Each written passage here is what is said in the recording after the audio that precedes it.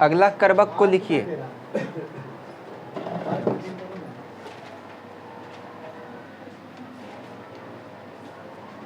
देखिए अगला करबक में क्या बोल रहा है, ध्यान से इसको समझिएगा। अरे पहला करबक जो बताए थे उसको आप लोग हिंदी किए थे घर में, हिंदी जो किया होगा वो ठीक है, जो नहीं किया होगा वो क्वेश्चन आंसर फिर रटिएगा, आप लोग का इच्छा है। देखिए क्या बोला जा रहा है, मोहम्मद यही कवि जोड़ी सुनावा। मोहम्मद मतलब क्या, मलिक मोहम्मद जैसी।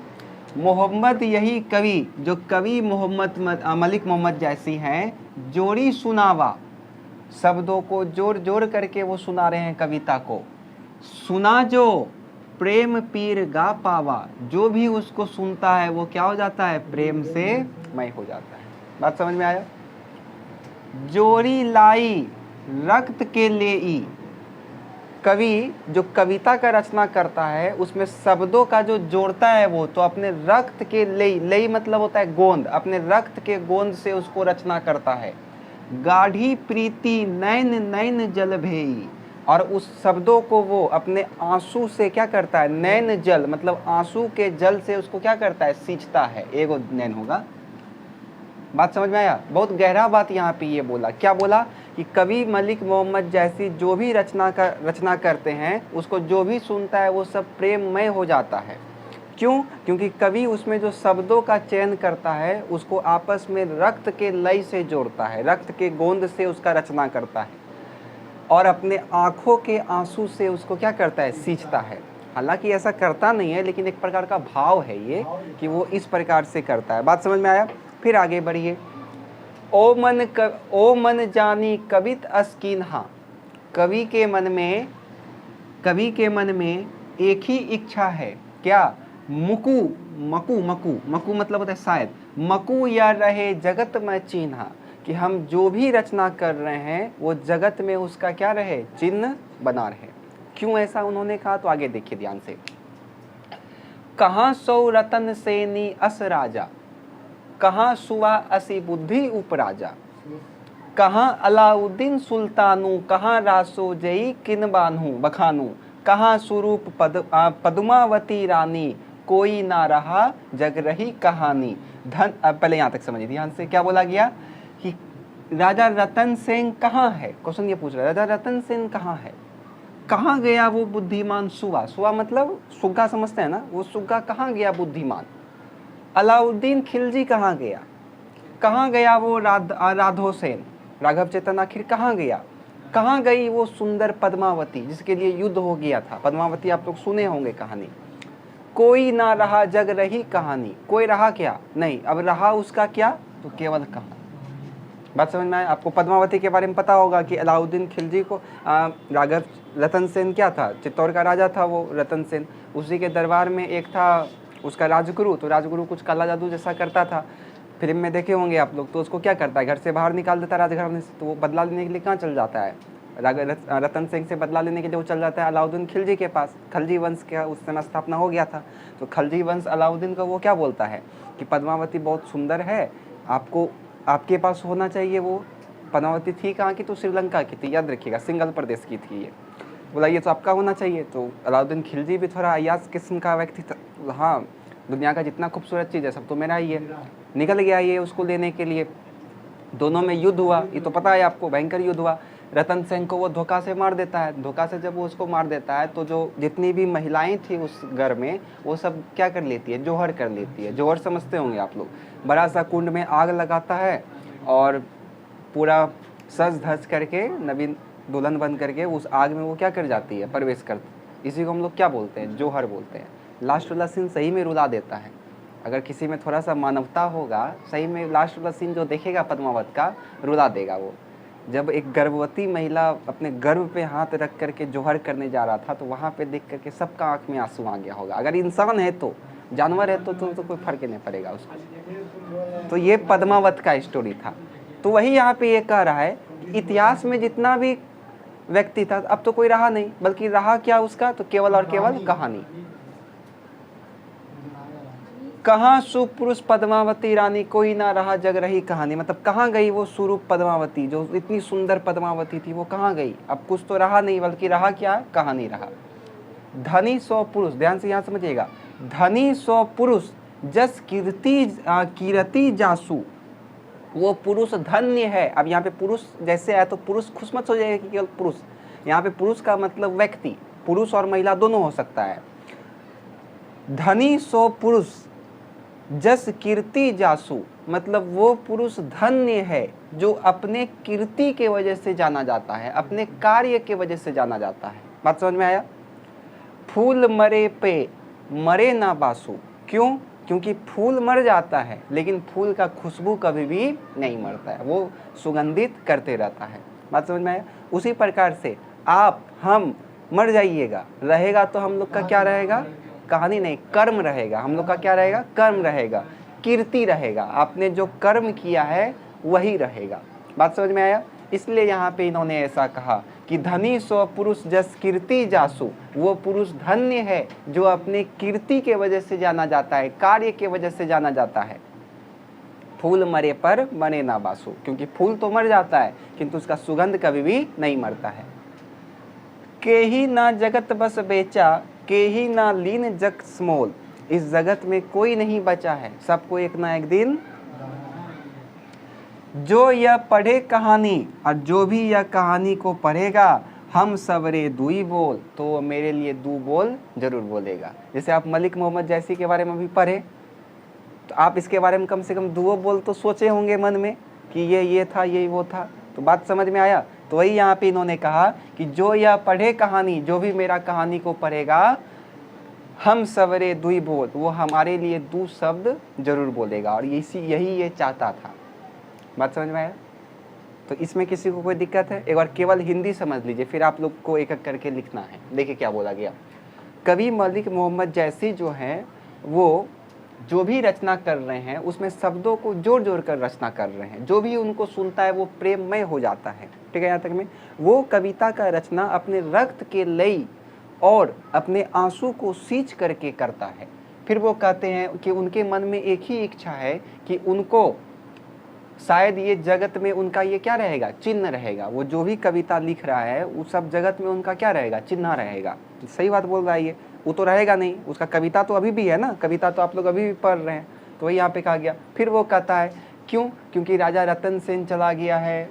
सुग्गा जो काफ़ी आपको देख करके वो आपका भविष्य बता देता था, उसके दरबार में ऐसा सुग्गा था, सुग्गा भी चला गया है। अलाउद्दीन सुल्तान का भी कुछ पता नहीं, राधो चेतन का भी कुछ पता नहीं, सबका क्या हो गया? मृत्यु हो गया। पद्मावती जो उतनी सुंदर थी उस समय, जिसके लिए युद्ध हो गया, वो भी चल गया। कैसे मरता है? वो तो जोहर कर लिया था। अब मरना तो सबको एक ना एक दिन हैवे किया। आपको भी मरना है, हमको भी मरना है, एक ना एक दिन तो सबको जाना ही है। तो मोह किस चीज़ का? इसलिए कहा जाता है मोह नहीं करना चाहिए। जग में कोई नहीं रहेगा, बस रहेगा उनका क्या? कहानी रहेगा। बात समझ में आया? इसलिए कवि के मन में भी एक इच्छा है कि वो जो भी इस कहानी को पढ़ेगा वो उसके बारे में दो ठो बोल तो कम से कम बोलेगा। इसलिए वो क्या कर रहा है? कहानी और कविता का रचना कर रहा है। आया समझ में? तो किसी को यहाँ तक में दिक्कत है? चलिए लिखिए इसको। अगर आपके पास बुक है तो मत लिखिए, हिंदी का है ये, तो इंग्लिश बुक कहाँ से आप बोल रहे हैं? चलिए इसमें लिखिए। वो कहावत है ना, कैसे वो कहावत है? विजया निमंत्रण दे दिया लेकिन विजया गोल, वही हाल है इसका। चलिए लिखिए। सौरभ कुमार का नाम भी आ गया होगा। कवि मलिक मोहम्मद जैसी कहते हैं, कवि मलिक मोहम्मद जैसी कहते हैं,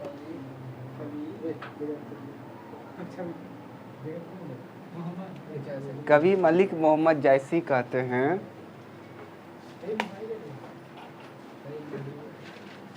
कि उन्होंने, कवि मलिक मोहम्मद जैसी कहते हैं कि उन्होंने, हाँ ये दोनों लाइन का हिंदी हम साथ में लिखवा देते हैं। कवि मलिक मोहम्मद जैसी कहते हैं कि उन्होंने अपने रक्त के लेई, मतलब गोंद, अपने रक्त के लेई तथा आंखों के जल से सींचकर कविता लिखा है। आंखों के जल से लिखी, आंखों के जल से सोमदुर्गई करचो, आंखों के जल से सींचकर कविता लिखा है। जो भी उसे सुना, लिखा है, जो भी उसे सुना वो प्रेममय हो गया, वो प्रेममय हो गया। जो भी उसे सुना वो प्रेममय हो गया, जो भी उसे सुना वह प्रेममय हो गया। हो गया? चलिए आगे लिखिए, लाइन चेंज कर दीजिए। कवि के मन में यही कामना है, यही कामना है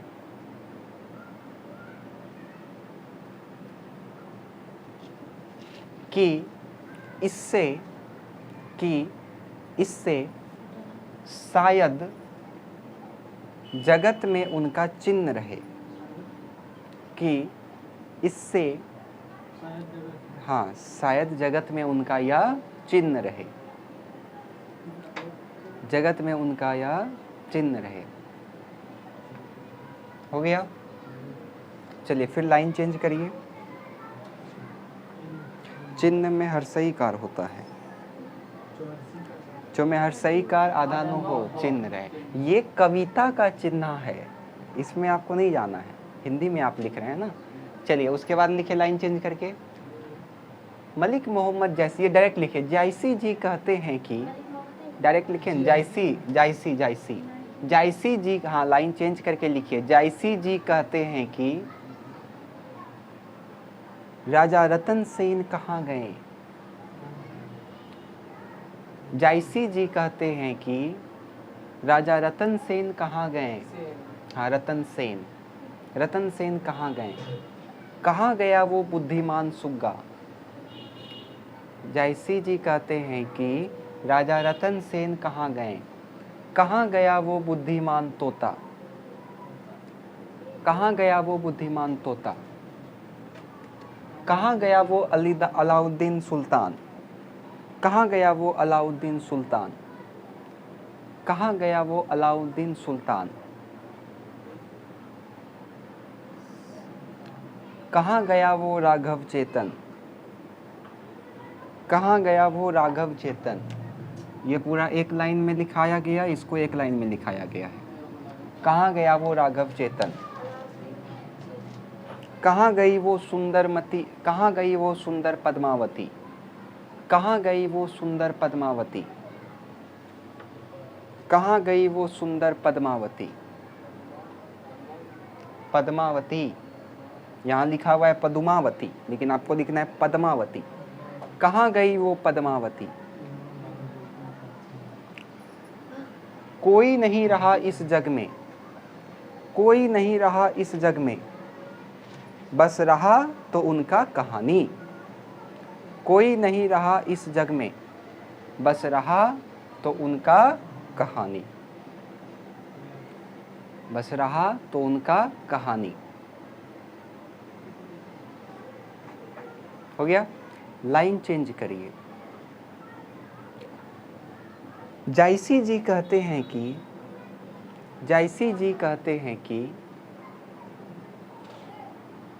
जायसी जी कहते हैं कि धन्य है वह पुरुष, धन्य है वो पुरुष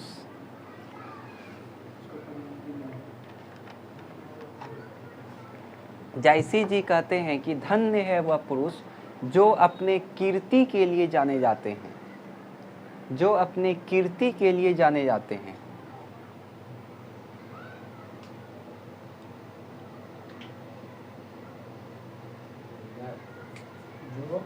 जो अपने कीर्ति के लिए जाने जाते हैं। हो गया? फिर लाइन चेंज करके लिखिए, लाइन चेंज करके लिखिए,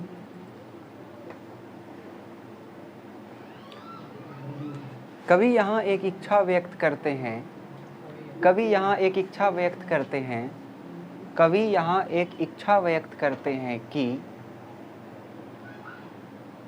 जो भी इस कहानी को पढ़ेगा मेरे बारे में दो बोल बोलेगा। जो भी इस कहानी को पढ़ेगा मेरे बारे में दो बोल बोलेगा।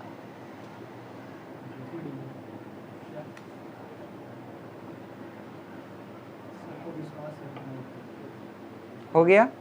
चलिए ये वाला आपका करवक भी समाप्त हो गया। अब हम लोग इसका प्रश्न उत्तर को देख लेते हैं।